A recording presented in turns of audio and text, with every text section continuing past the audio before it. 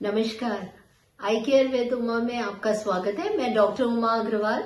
पिछले वीडियो में हम लोग बात कर रहे थे कि कौन कौन से लेंसेज अवेलेबल हैं हमारे पास और उनके बारे में चुनाव कैसे किया जाए कि ऑपरेशन के बाद हम किस तरह के लेंस के लिए जाए। अब उसी को आगे बढ़ाते हैं कि जब हम अपने ऑपरेशन के लिए जाते हैं तो किस तरह के लेंस का इस्तेमाल होना चाहिए, हमें कौन से लेंस को चुनना चाहिए कि जो हमारी आंख के लिए उपयुक्त है। लेंस का चयन डिपेंड करता है कि हमारा लाइफस्टाइल कैसा है, पहली चीज। दूसरा, इस पर भी डिपेंड करता है कि उस पर हमारा बजट कितना है लेंस के लिए। दोनों चीजें बहुत इंपॉर्टेंट है। अगर हम लाइफस्टाइल पे पहले बात करते हैं, अगर हाउसवाइफ हैं जिनको ड्राइविंग का काम बहुत कम होता है, घर के सारे काम करने होते हैं, उनको चश्मा लगाना अच्छा नहीं लगता है, वो रूटीन में कहीं जाते हैं तो उनको सब कुछ दिखना चाहिए, कुछ हाथ में आ गया उसे पढ़ भी सके, दूर का भी दिखे, तो उनके लिए मल्टीफोकल लेंसेज बहुत अच्छे होते हैं जो उनको दूर, नजदीक, इंटरमीडिएट सब दिखाते हैं और बहुत बढ़िया काम चलता है उनका। थोड़ा सा कॉन्ट्रास्ट सेंसिटिविटी कम होती है जिसका रोल उनके केस में बिल्कुल नहीं है। पर अगर अब हम बात करते हैं ऐसे फीमेल की जो वर्किंग है और 10 to 5 का ऑफिस जॉब है, सुबह ड्राइव करके जाना है और शाम को लौटना है, उनके लिए भी ये मल्टीफोकल लेंसेज बहुत अच्छे लेंसेज हैं। जबकि थोड़ा सा प्रॉब्लम शुरुआती दिनों में उनको नाइट ड्राइविंग में हो सकती है क्योंकि रोशनी के चारों तरफ घेरे, स्पेशली शाम को लौटते वक्त उन्हें दिखाई दे सकते हैं। पर अगर दोनों आंखें ऑपरेट हुई हैं और कम डिफरेंस पे ऑपरेट हुई हैं तो 2 से 3 महीने में न्यूरल अडेप्टेशन हो जाता है और ये ग्लेयर और हैलोज गायब हो जाते हैं और पेशेंट कंफर्टेबल हो जाता है। पर अगर एक ड्राइवर है जिसका काम ही ड्राइविंग है और हाईवे ड्राइविंग है रात के टाइम, उसकी आंख में मोतियाबिंद होता है और उनको अपनी आंख में लेंस का चुनाव करना है तो मल्टीफोकल लेंसेज उनके लिए बिल्कुल नहीं ठीक है।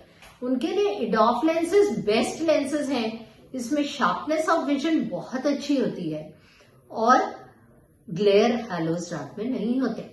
पर एक चीज प्रॉब्लम कर सकती है, अगर मनी कंस्ट्रेन है, क्योंकि इडॉफ लेंसेज की कॉस्ट थोड़ी सी ज्यादा होती है, तो वो मोनोफोकल लेंसेज में जा सकते हैं जिसमें उन्हें दूर का बहुत अच्छा दिखाई देगा, ड्राइविंग के टाइम कोई भी ग्लेयर नहीं होगा, बस पढ़ने के लिए एक चश्मा लगाना पड़ेगा। अब तीसरी बात आती है कि एल्डरली पीपल, जो हमारे घर में बुजुर्ग हैं, अगर बुजुर्ग हैं तो उनको चश्मा लगाने में कई बार प्रॉब्लम होती है। सर दर्द हो रहा है, ऊंचा नीचा दिख रहा है, सूट नहीं कर रहा है, ढीला हो गया, कल इधर उधर रख दिया, उनके लिए भी मल्टीफोकल लेंसेज बहुत अच्छे लेंसेज हैं। फिर वही बात आती है, थोड़ा सा शार्पनेस ऑफ विजन कम होता है। अगर उनका रेटिना सब कुछ ठीक है, आई के स्ट्रक्चर्स, तो हम लोग मल्टीफोकल लेंसेज में जा सकते हैं क्योंकि उनका क्वालिटी ऑफ लाइफ ऐसा नहीं है जिसमें उनको ये प्रॉब्लम करे कि शार्पनेस थोड़ी कम हो गई।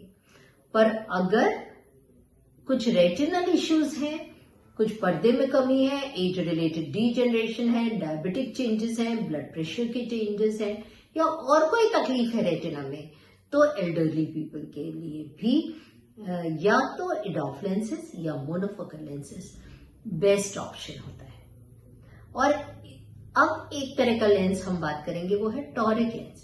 चाहे हम मोनोफोकल डालें, चाहे हम इडॉफ डालें, चाहे हम मल्टीफोकल डालें, अगर पेशेंट की काली पुतली की गोलाई चारों तरफ एक सी नहीं है, एक डायरेक्शन में ज्यादा, दूसरे डायरेक्शन में कम है, तो ऐसे मरीजों को चश्मे के नंबर में और काली पुतली में सिलिंड्रिकल नंबर होता है। अगर सिलिंड्रिकल नंबर है तो मरीज को लेंस में टॉरिक लेंसेज के लिए जाना चाहिए क्योंकि टॉरिक लेंसेज सिलिंड्रिकल नंबर को कवर करते हैं।